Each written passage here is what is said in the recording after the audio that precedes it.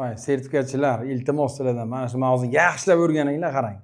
Qiymatlar sohasida aniqlanish sohasi farq qiladi. Qiymatlar sohasiga 15 ta misol yozdim. Har birini tushuntirib beraman. Birinchisi, y teng kx qo'shilgan l. Chiziqli funksiyaning k0 bo'lmasa, qiymatlar sohasi minus cheksizlik, plus cheksizlik. Y xohlagan qiymat olib biladi. X y tegishli r degan. Ikkinchisi, y teng k taqsim x plus l. Y 0 emas. Buni hech qachon 0 qila olmaysiz agar k0 bo'lmasa. Demak, mana bu 0 bo'lmaydimi? Y ham minus cheksizdan 0 gacha va 0 dan cheksizgacha qiymat oladi. Keyingisi kvadrat funksiya. Demak, kvadrat funksiya agar a 0 dan katta bo'lsa, y 0 dan plus cheksizgacha oladi. Agar a 0 dan kichik bo'lsa, minus cheksizdan y 0 gacha oladi. Y 0 kiradi. Y 0 minus d taqsim 4 a ga teng bo'ladi. Keyingisi to'rtinchisi. Kubli funksiyani qiymatlar sohasi minus cheksizlik, plus cheksizlik. Keyingisi beshinchisi y teng modulos x. Modulos x 0 va undan katta son bo'ladi. Shuning uchun y ham yo 0 bo'ladi yo undan katta qiymatdan oladi. 0 dan plus cheksizgacha. Keyingisi demak y teng modul x plus a. Bu ham xuddi shunday. Demak, siz buni umumiysini 0 qila olasiz yoki uni musbat qilishga harakat qilasiz. Demak, bu ham 0 plus cheksizlik bo'ladi. Keyingisi y teng modulda x qo'shilgan a qo'shilgan b. Bu ifodaning eng kichigi 0 va musbat son. Demak, agar bu 0 bo'lgan vaqtda b ni qo'shsa, shunda y eng minimum b ni oladi. B dan plus cheksizgacha. Y teng minus modul x ayrilgan a ayrilgan b.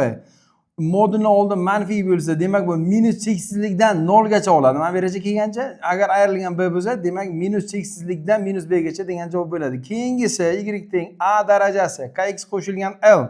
A katta 0 dan va a 1 emas bo'lsa, ifodani qiymati 0 gacha yaqinlashadi, lekin 0 bo'la olmaydi. 0 kirmaydi, plus cheksizgacha ketadi. Keyingisi a ning darajasi kx qo'shilgan l plus minus b bo'lsa, demak mana bu 0 dan katta qiymat olib tursa, 0 dan katta qiymatni olsa, demak bizga bo'ladi plus minus b dan plus cheksizgacha degan qiymat bo'ladi. Agar shuni oldin minus bo'lsa, minus cheksizlikdan b gacha bo'ladi. Demak, davom etamiz. Shu yerga 6 ta bo'ldi. 7-si y teng logaritm asosiga ko'ra kx qo'shilgan l.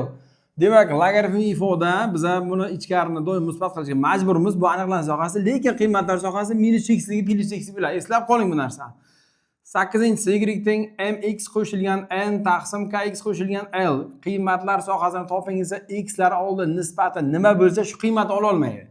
Minus cheksizlikdan m taqsim k gacha, m taqsim k dan plus cheksizgacha bo'ladi. 9-si y teng modulos x qo'shilgan m qo'shilgan x qo'shilgan n, ikkalasi ham modulda o'rtada yig'indi. Qiymatlar sohasini toping desa, ikkalasini teng 0 deysiz va minus n bo'ladi. Ikkalasini qo'shib 2 ga bo'lib o'ziga keltirib qo'ysangiz, sizga eng minimum qiymat m ayrilgan n modulda, shundan plus cheksizlikgacha bo'ladi. B holat, agar shuni o'rtasi minus bo'lsa, siz buni 0 deysiz, x teng minus n bo'ladi. Minus n ni o'ziga keltirib qo'ysangiz, shunda maksimalni olasiz.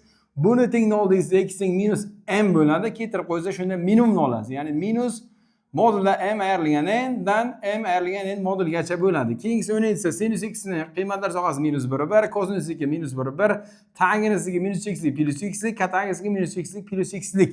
11-si shular kvadrat holatda kelsa, y teng sinus kvadrat x 0/1, chunki kvadrat ifoda eng kichigi 0 bo'ladi. Bu ham kosinus kvadrat x 0/1 bo'ladi, tangens kvadrat x 0 dan plus xgacha, katangens kvadrat x u ham 0 dan plus xgacha oladi. 12-chi holat y teng a sinus phi qo'shilgan yo ayrilgan b kosinus phi. Burchak bir xil bo'lishi kerak. Shu narsaga e'tibor bering. O'rta yig'inda yo ayirma kelsa ham farqi yo'q. Demak, buni minimum qiymati ildiz a kvadrat qo'shilgan b kvadrat, kattasi ildiz a kvadrat qo'shilgan b kvadrat bo'ladi. Demak, 13-chi holat y teng x qo'shilgan 1 taqsim x. Bular qo'shib tengsiz hisoblanadi. Ya'ni ko'payt 2 ildiz ab degan formula bor. Shu formulaga asosan buning eng qiymatlar sohasi minus x dan minus 2 gacha, minus 2 kiradi, 2 dan x gacha. Minus 2 oraliqni ola olmaydi bu. O'zaro teskari sonlar yig'imiz. Demak, b holat y teng ax kvadrat qo'shilgan b taqsim x kvadrat. Bu ham qo'shib tengsizga qo'ysa, demak musbat holatda turibdi. 2 ildiz a kara b dan plus x gacha bo'ladi. 14-chi holat y teng tangens kvadrat x qo'shilgan katangens kvadrat x, bular ham bir-biriga o'zaro teskari, demak 2 dan x gacha bo'ladi, 2 kiradi. 15-chi holat y teng modulda ax kvadrat qo'shilgan bx plus c. Modul yopildi. Demak, qiymatlar sohasini topingizsa, siz ichidan diskriminant olasiz. Agar diskriminant oldan katta bo'lsa, 0 kiradi cheksizgacha. Agar diskriminant oldan kichik bo'lsa, y 0 dan plus cheksizgacha degan javobni olasiz. Bu narsani yodlab, keyin sertifikatga kiring. Sizga juda ham kerak bo'ladigan narsani yozdik. Demak, bizdan uzoqlashmang, kanalimizga obuna bo'ling.